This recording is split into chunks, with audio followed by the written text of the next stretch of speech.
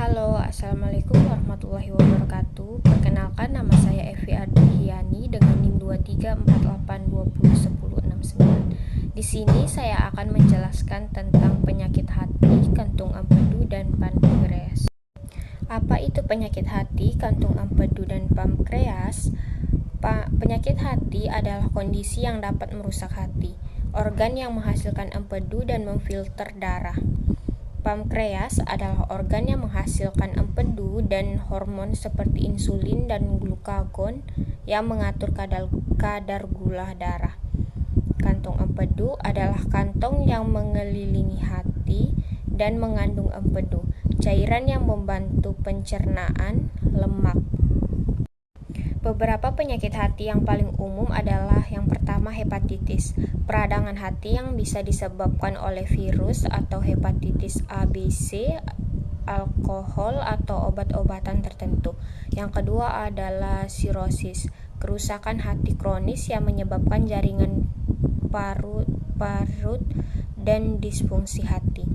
Yang ketiga adalah hepatocellular carcinoma atau HCC, jenis kanker hati yang paling umum sering terjadi sebagai komplikasi sirosis atau hepatitis kronis. Gejala, tanda, dan uji pada penyakit hati. Yang pertama adalah gejala umum, seperti kelelahan, nyeri atau tidak nyaman di perut, mual dan muntah, penurunan nafsu makan, gatal pada kulit dan mata menguning, urin berwarna gelap, dan tinja berwarna pucat atau berdarah, pembengkakan kaki dan perut.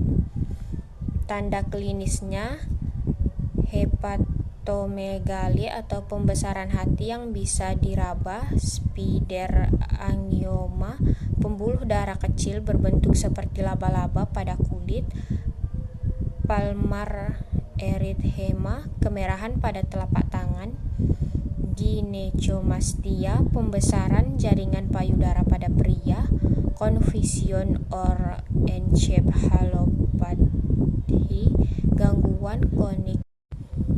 Uji diagnostik untuk penyakit hati.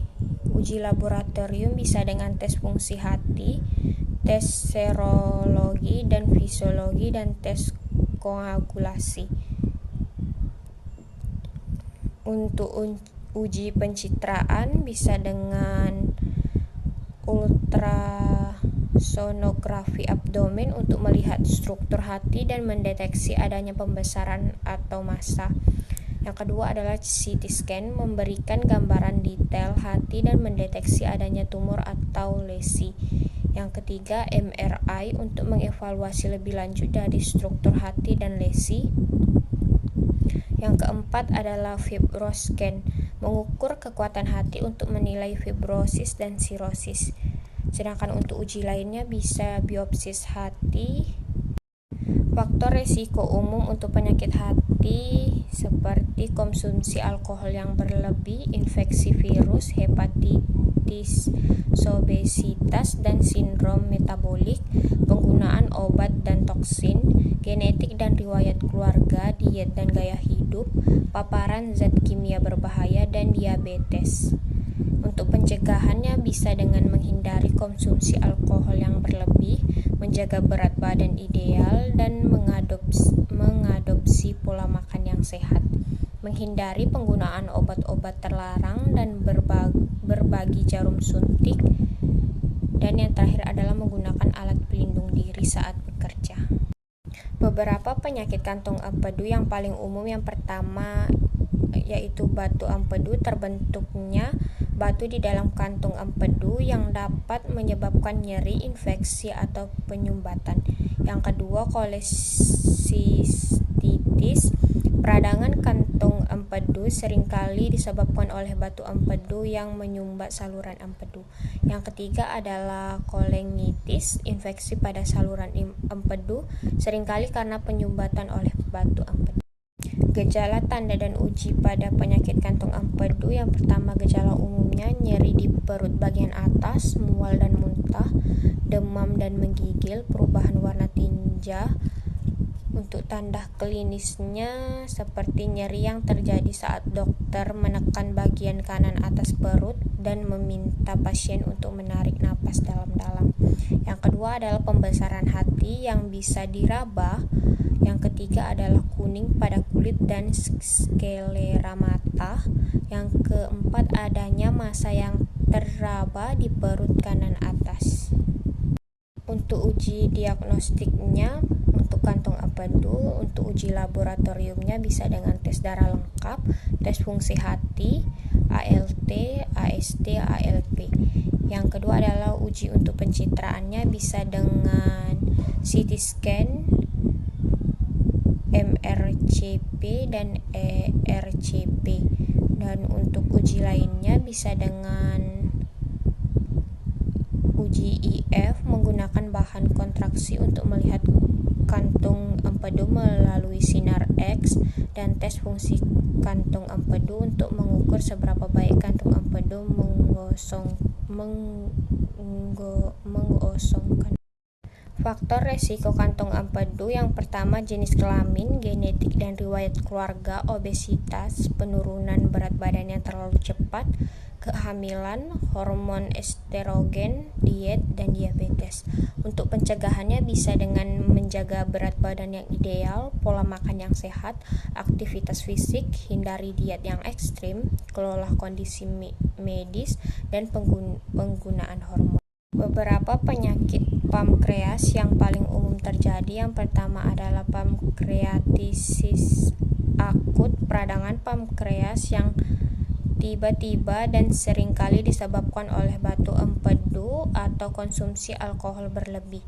Yang kedua adalah pankreatitis kronis, peradangan pankreas yang berlangsung lama, seringkali disebabkan oleh konsumsi alkohol jangka panjang atau kondisi genetik.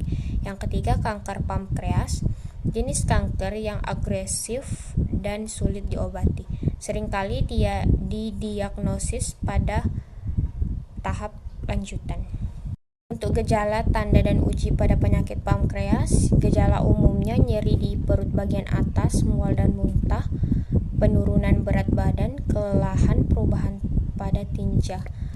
Untuk uji tanda klinisnya, nyeri yang memburuk saat berbaring, terlentang, kelemahan dan penurunan berat badan, tanda Grey Turner, tanda Cullen, dan diabetes baru atau memburuk.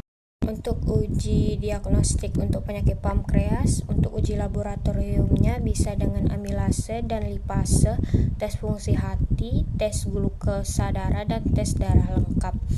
Untuk uji pencitraannya bisa dengan ultrasonografi abdomen atau HD scan, CT scan, magnetic resonansi, MRCP, dan RRCP. Untuk uji lainnya bisa dengan tes fungsi pankreas, tes seperti secretin stimulation, tes untuk mengevaluasi eksokrin pankreas. Yang kedua adalah biopsis, pengambilan sampel jaringan pankreas untuk analisis histologi, terutama jika dicurigai adanya kanker. Faktor resiko pankreas yang pertama adalah konsumsi alkohol yang berlebihan, batu empedu, obat-obatan tertentu, trauma pada abdomen, kondisi medis lain, usia, riwayat keluarga, kondisi genetik, merokok, diabetes, obesitas, dan inaktivitas fisik dan diet tidak sehat. Untuk pencegahannya seperti menghindari konsumsi alkohol berlebih, menghindari merokok, menjaga berat badan tetap ideal, mengelola kondisi medis, dan memeriksakan diri secara rutin.